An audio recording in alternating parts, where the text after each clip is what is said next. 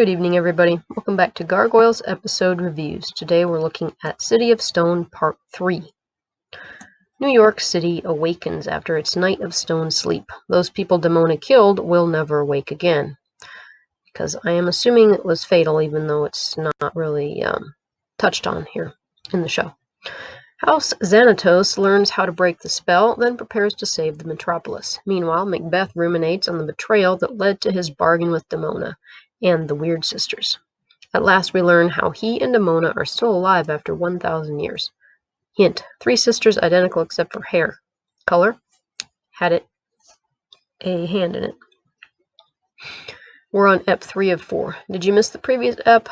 Go read or listen to City of Stone Part 2. Spoilers are the 2020 moments, info from Ask Greg's and according to Greg Bits. Season 2, Episode 11, City of Stone Part 3. Reasons for existence: to continue the histories of Demona and Macbeth, to show that Xanatos can play the hero well when he wants to introduce the truce between Xanatos and Goliath, to prove they can work together, to pit Demona and Macbeth against each other, to reveal more about the Weird Sisters' plot, to explore the theme of vengeance and its horrible consequences, to explain how Demona and Macbeth are immoral. Main antagonist: Demona, the Hunter, Duncan. Times: November 11th through 12th, 1995, in AD 40. Locations: New York City, New York, Castle Moray, unnamed locations in Scotland. Science. We open on the clock tower. Time is ticking. The sun rises. Elisa turns to flesh again, in mid-explanation. She doesn't realize anything happened until she sees the sun rising instead of setting. And there she is, still facing the wrong way. So we know it really was an animation mistake. At PMS, we have one of my favorite scenes. Xanatos watching the gargoyles turn to stone as Owen turns back to flesh. It's satisfying somehow. And, honestly, Xanatos didn't know for sure if Owen would turn back. He didn't have the interpretation of the spell yet. So, for all we know, he could have been looking at 2 sets of stone statues, Fox and Owen and the gargoyles. So it's probably a bit of a relief to Xanatos to see his buddy there turn back to flesh. Like Elisa, Owen picks up in mid-explanation. Then he realizes the phone line is literally cut, and how his boss, who he was calling, is standing in front of him. I love that scene. He's about as ruffled and urgent as we will ever see him. Wait a minute. He stops as it all kind of dawns on him. Owen's composure snaps back in place like a rubber band. He actually has the presence of mind to bid Xanatos a good morning. Gotta love these boys. David asks if he knows what's going on. He means the city, but Owen takes in the immediate situation first and says, "It's fairly easy to deduce. You stopped the broadcast." Yeah, the off switch was on the other wall, guys. With a little help from my friends, Xanatos says. Aha, nice lyrical reference. He fills Owen in on the truce with Goliath. David probably figures he can pull off the spell breaking on his own, but it's amusing to have your opponents agree, after you suggest it, to a truce. They're not serving him per se, but he's still going to be holding the reins. And plus, we know this way that they will not be interfering with his plans, because otherwise they might think he was still working with Demona, and that what he will do next is somehow related to helping her. So it's a good way to make sure that they didn't mess things up, if nothing else. Alright, for a moment, he can pretend they work for him. And there's Brooklyn in the back. Not missing a beat, Owen suggests they check the Grimorum Arcanorum for a counterspell since they now have access to the book. Xanatos shoots the idea down since no one in the party is a sorcerer. Everybody wanted to wear armor and use iron weapons. They didn't want to stand in the back and then if they get sacked, get turned into hamburger. Wait, what's that? Oh, yeah, that's D&D. Plus, he says, I've been told that mixing magics is dangerous anyway. Wait, what? Mixing spells? Why? They're from the same spellbook, so they use the same magic system. 2020 moment. Xanatos is probably, referencing Owen's identity as Puck.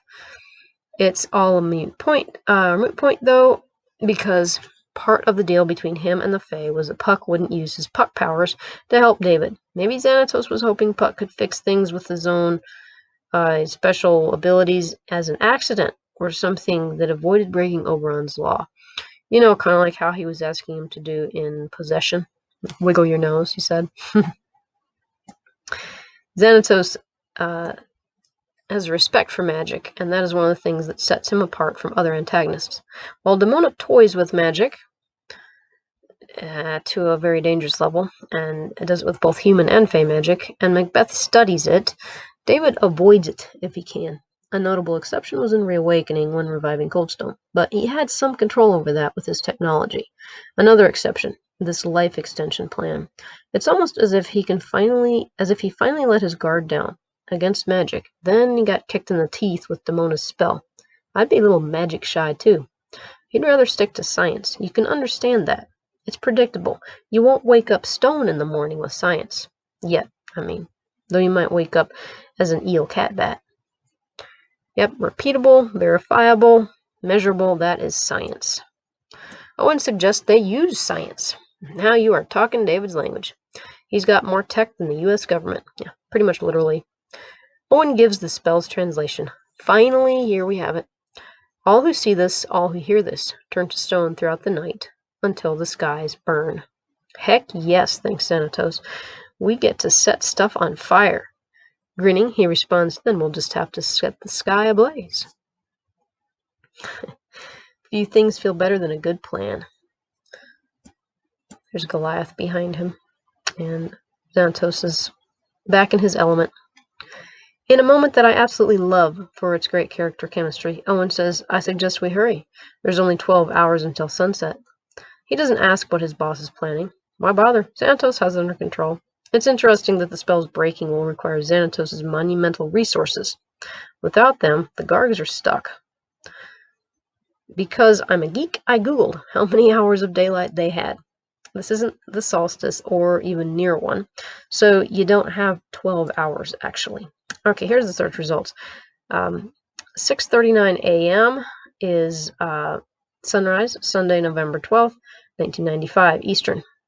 That's when it rises in New York, New York. And then it sets at 4:41 p.m. And also this is a Sunday, by the way. You've got 10 hours and 2 minutes. Ready, set, go. Breaking. We cut to Travis Marshall, the reporter. He doesn't know what happened last night. Nobody does. All right, slow down, Sparky. You mean to tell me no one checked security cam feeds and saw the whole city as stone? You mean the deaf and the blind people in the city didn't notice anything? What about the outside world's response when people tried to drive into the city but ran into a huge traffic jam full of multi-car collisions? Here we are outside, I think Rockefeller Plaza. I'm not really sure. But there's that classic statue in the background, the golden statue.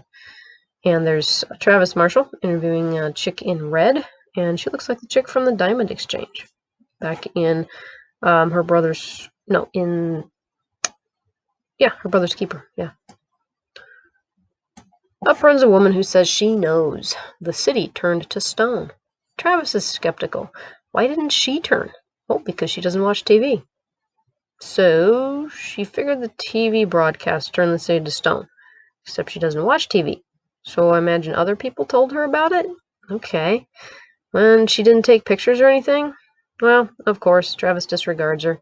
They cut to a segment on mass hypnosis. I understand this was meant to show how the Muggle world explained the lost night, but again, what about the cameras? And here's a quick bit of trivia. The frame rate of TV actually switches your brains to alpha wave state, which is a more suggestible state than the normal beta state. Alpha is the stage you go into in meditation or if you're about to go to sleep. But like I say, it makes you more suggestible. Now, Macbeth watches the report. With his anger boiling, he launches into a flashback. 1040 AD. Macbeth and King Duncan are walking along the cliffs. Their sons, Luach and Canmore, are with them. According to Greg, it should be Lulach, with another L in there, but a spelling error slipped in. It's not clear whose son the boy is either. Gills, or Max. In my opinion, he looks like Macbeth. The trail crumbles under Duncan, but Mac rescues him. Oh, Mac, when will you learn? Seriously, with how many people fall to their deaths in these episodes, everybody should wear safety harnesses. Duncan is genuinely surprised, even saying this ends any debate about Macbeth's loyalty. Nice that he just blurts that out. Did Macbeth know there was a question about his loyalty? They bumble into a cave, then. It's the Gargoyle Cave. Duncan grabs a stone, and it's a huge stone, to start pulverizing gargoyles. But Macbeth stops him. One of the Gargs is Demona, and Macbeth begs the king to spare her life in thanks for saving Macbeth's. Duncan agrees, since Mac just saved his life. It's a nice moment of historical accuracy. In a nice moment, Duncan uses the royal we. He says, saved our life. Macbeth has the guts to confront the king there. He's putting himself between Duncan and Demona. As the cousins and their boys head home, they travel through a patch of dense fog. They don't run into zombies, though. They do encounter 3 hags. Cue the Shakespeare quote, double, double, toil and trouble, fire burn, and cauldron bubble. All hail Duncan, King of Scotland and father of the king hereafter. All hail Macbeth, King of Scotland and father of the king hereafter, they say. According to Gargwiki, that's from Macbeth, Act 1, Scene 3. All hail Macbeth, that shalt be king hereafter. I like the Gargoyles version better. Yeesh, it's like an Oprah episode. You get kingship, and you get kingship. Everybody gets kingship. Macbeth corrects them, but they stick to their story. Macbeth persists, saying Kenmore is destined to be king. Probably feeling a little bit nervous here that they maybe are accusing him of treason, or putting that idea into Duncan's head. You would lecture us on fate, says the representative of fate. Nice. Then they vanish. Macbeth tries to smooth Duncan's ruffled feathers, calling them bedlams. Or maybe it's beldams? I think it's beldams. Bedlam is anachronistic since Bedlam didn't open until the mid-1500s. You know, that's the asylum, that, if you want to call it that, in England. Doesn't really matter, though, since they're speaking Gaelic anyway, so they can use whatever words they want, I guess, and translate it into English, however. But Duncan is still suspicious. B is for betrayal. Later that afternoon, Duncan dons the hunter mask and takes his men out to smash the gargoyles. Yep. He's reasoning that perhaps Macbeth is counting on the Gargs helping him in the upcoming battle against Duncan. Wait, what battle? Macbeth is loyal. That means Duncan is going to move against him. What's going through Duncan's mind right now? He's heard the crone's prophecy, but does he believe them? Perhaps he's acting to prevent it. But I think he was preparing to take down Macbeth, his closest competition for the crown, far earlier. And yeah, I know that he had the hunter go to try and kill Macbeth, along with Findlay. But after failing that, he didn't have the hunter go back and actually make sure that he finished the job. One of his guys says that they should wait until tomorrow, since it's so close to sunset. But Duncan reasons the Gargs might not be there tomorrow, so a smashing they go. I think I'd have taken Demona out first, Before they get to Demona, the sun sets. Oh, now you're gonna be sorry, boys. Demona is now white-haired, showing her age more than ever. I guess she was born in 938, by the way. Or hatched. One of the humans overpowers her, and if not for one of her clan saving her, she'd have caught a dagger in the chest. The gargoyles escape in disgrace, with only a few of their number surviving. It's sad. I don't like seeing them get wiped out, even if they are rogues. She looks like a banshee here. She really does. Demona confides to her second in command that she tires of the fugitive lifestyle. She's not sure what will happen to the last of their kind when she's gone. If she had her youth, she could take on the humans. Oh, poor Demona. She's living in her delusion. I don't want to say it's all her fault, but a lot of the hatred toward Gargs is due to her preying on the humans, and making a nuisance of the gargoyles. Her desire for vengeance has almost destroyed her kind, the exact opposite of her aim. She's desperate for a solution, though. She's desperate enough to track down the crones. They show up at critical moments, so they must know more than they let on. At Castle Moray, Bodhi comes to warn Macbeth that Duncan is moving against Moray. Mac is rightfully shocked. He just saved Duncan's life. He's loyal, and always has been. Well, if it's war they want. Here's Macbeth looking pretty shocked. Don't you just love it when you do everything right, but you get screwed anyway? But Bodhi, with his usual exceptional courage, advises they surrender. Marie is no match for Duncan, and if Max surrenders, perhaps Duncan will have mercy on Groch and Loch. Yeah, I know, all the names sound like I'm trying to get a hairball out. Bodhi, I'm getting real tired of your crap. Just then, Groch and Loch enter. Macbeth tells Groch he will always love her. Then he tells his boy to mind his mother. It's a touching scene. Macbeth believes his death is imminent. He says he's going to see his cousin, the king. I love this scene. He's hugging his son. Aw, seeing antagonists show care toward their family is touching. See, there he is with his fam. He rides to the Gargoyles' cave to beg Damona's help. When he arrives, she tells him the only reason she doesn't kill him is because he saved her. And I'm not quite sure how she knew that he saved her. I don't remember if that was said or not. Anyway, even the horse is taken aback here, while Damona's got her finger in Macbeth's chest. Undaunted, he says they should ally. He promises to protect her clan. Well, she has heard that one before. It doesn't look like she's going to buy what he's selling. She's only here for the Weird Sisters, who appear a moment later. They're in their young woman disguise. Halftime. Finally, 3/4 of the way through the ep, we find out what the spell means. I'm almost surprised Robbins didn't translate it for the Gargoyles, but that would mess up the reveal for us. Because once you know the spell's off switch, the quest to reach it begins. According to Greg, the sky burns part was actually half of what the writers originally wanted. The sky burns and the sea boils was the full. I can definitely see why they stuck with the sky burning. I don't know how they would pull off the sea boiling. I guess maybe you could put some sort of heating device or chemical or bubbler or something. I don't know how literal it has to be there. But you'd need another episode, at least, maybe, to get that in place. And it really isn't necessary. Poor Macbeth, he can never catch a break. Despite being loyal his whole life, he's gotten nothing but betrayal as thanks. How is he going to handle Duncan? Finally, we're about to see the Weird Sisters who and why they wanted Macbeth and Demona to ally. Right, tune in next time, and we'll see how one spell begins, the sisters, and another will end, Demona's. So, what did you think of the episode so far? Did you figure what was going to happen with Macbeth and Demona, that they were going to go to the same place?